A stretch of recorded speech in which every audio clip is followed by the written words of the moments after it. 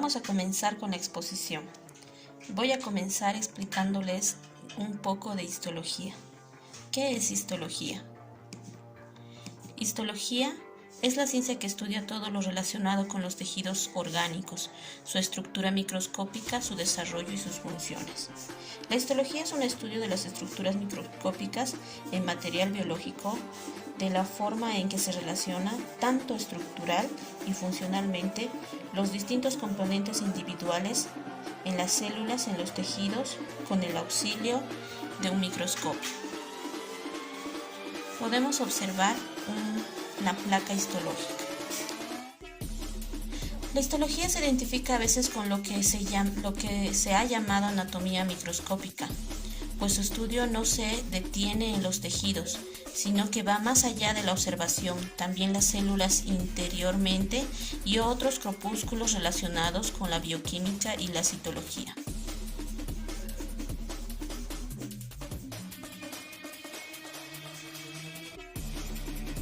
¿Qué es el tejido epitelial? El tejido epitelial está formado por una o varias capas de las células unidas entre sí, pues puestas recubren todas las superficies internas o externas del organismo que constituyen el revestimiento de las cavidades orgánicas, huesos, conductos y conductos del cuerpo. El tejido epitelial en pocas palabras, es el tejido que tapiza y protege las superficies internas o externas de los organismos o estructuras derivadas de las superficies embrionarias. Es un tejido de escasa sustancia intercelular y tiene las células muy agrupadas. Características. En las características que vamos a observar la cohesión celular, presentación de lámina basal, tejido vascular, polarización, generización, desarrollo embrionario de los epitelios. Sus funciones. Las funciones serán protección de lesiones, secreción de sustancias, absorción de sustancias, recepción sensorial, excreción y transporte. Se divide en tejido epitelial simple, tejido epitelial estratificado, tejido epitelial pseudoestratificado, tejido epitelial glandular.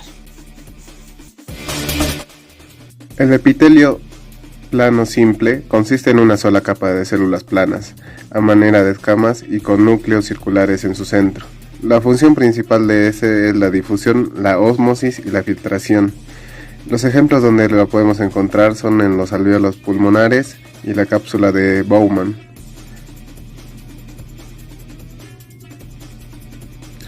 El epitelio cúbico simple está compuesto por una capa de células en forma de cubos.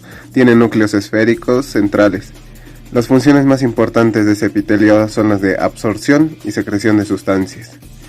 Los ejemplos donde podemos encontrarlo son en las glándulas endocrinas, como la glándula tiroides y los túbulos renales.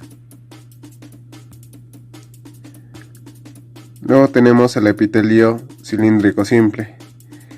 En cortes transversales se ven como columnas. Tiene núcleos ovalados cerca de la base de las células. La función principal de este epitelio es proteger las superficies húmedas del cuerpo. Este tipo de células se especializan también para secretar moco. Un ejemplo de esto es el revestimiento del estómago o el tracto digestivo, útero y senos paranasales. Eso más que todo hace una función de protección. Otra característica de ese epitelio cilíndrico es que contiene los cilios, como también las células calciformes y las microvellosidades. El epitelio cilíndrico pseudoestratificado, ese epitelio en ese tipo de epitelio todas las células hacen contacto con la lámina basal, pero no todas alcanzan la superficie. Eso quiere decir que los núcleos es a diferentes niveles. Un ejemplo de donde se encuentra esto es en la uretra masculina y en la mucosa de la tráquea. También se caracteriza por tener los cilios, las células calciformes y las microvellosidades.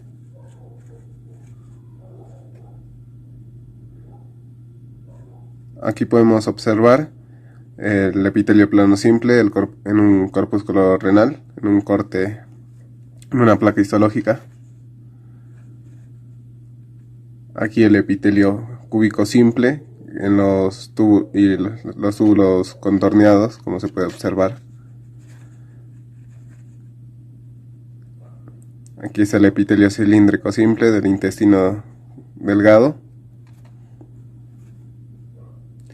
Y aquí el cilíndrico pseudoestratificado en una placa que proviene de la tráquea. Aquí un breve resumen de todos los epitelios. El simple escamoso, simple cúbico, simple columnar, transicional, estratificado, estratificado cúbico y pseudoestratificado.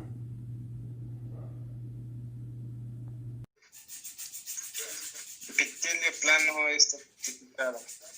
El epitelio plano estratificado queratinizado se va a encontrar mayormente en la piel, lo que va a ser la epidermis. Va a ser compuesto por células muertas, su superficie. Entre sus características vamos a tener un núcleo ni un citoplasma porque va a estar sustituido por queratina y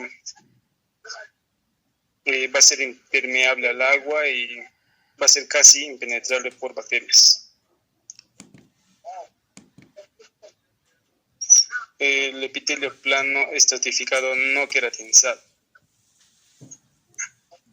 Este epitelio va a tener una cubierta de varias capas de células y entre sus características va a presentar un núcleo, está en contacto con la lámina basal, se localiza en las zonas húmedas, en donde va a ser la mejilla, lengua, laringe, esófago, cuerdas vocales y vagina.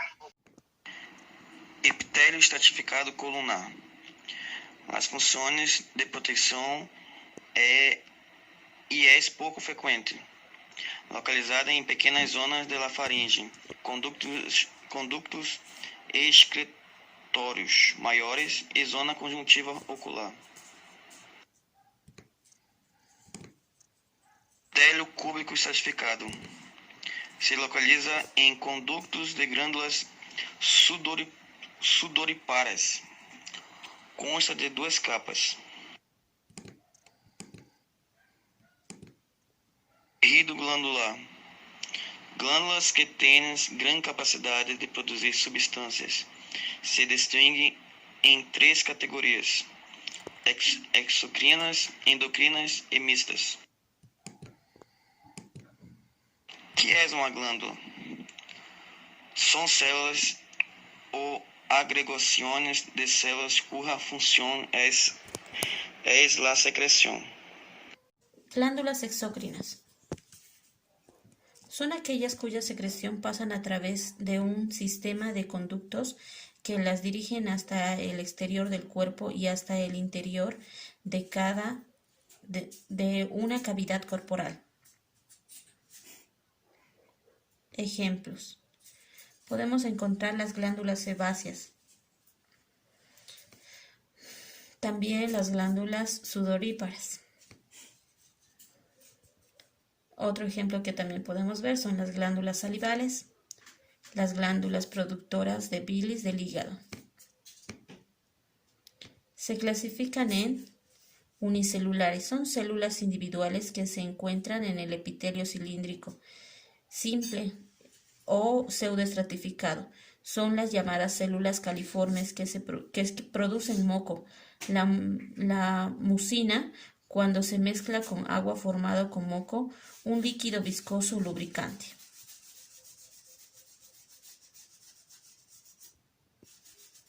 También las podemos encontrar las células en las multicelulares.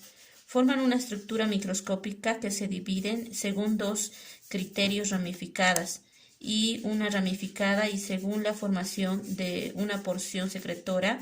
Si el conducto de las glándulas no se ramifica, se dice que es simple, y en el caso contrario recibe la clasificación de compuesta. En el ejemplo podemos ver En el ejemplo que vemos, podemos observar las simples y las compuestas. Tenemos las simples que son con un solo túbulo. Tenemos el que tiene dos tubulares, la que tiene varios túbulos y las ramificadas. Las glándulas endocrinas. Las glándulas endocrinas son aquellas cuyas secreciones entran directamente en la sangre. Estas glándulas producen principalmente las hormonas, pero para entender esto tenemos que saber primero qué son las hormonas.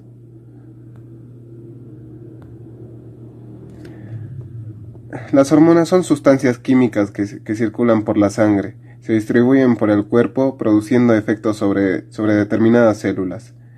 Estas se encargan de mantener constantemente el medio interno.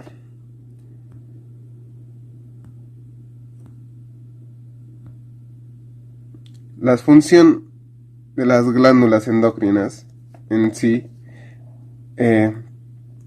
estas actúan exclusivamente estimulando a otras glándulas endocrinas.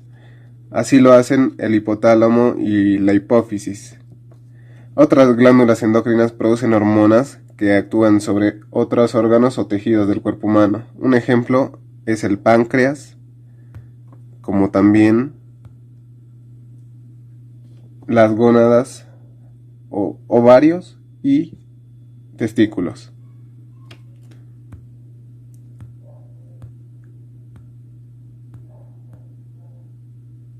Como podemos observar, aquí están los tipos de glándulas: pineal, hipotálamo, hipófisis, tiroides, paratiroides, el timo, cápsulas suprarrenales, páncreas, ovarios y testículos.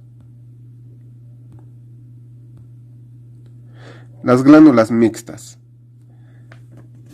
Las glándulas mixtas se debe su nombre a que se compara tanto como glándula exócrina como endocrina. Estas son de carácter mucoso y seroso. Algunas liberan hormonas al torrente sanguíneo y otras por conductos específicos. Un ejemplo de estos, como mencionamos hace rato, la paratiroideo, pineal, glándulas reproductoras, ovarios y testículos.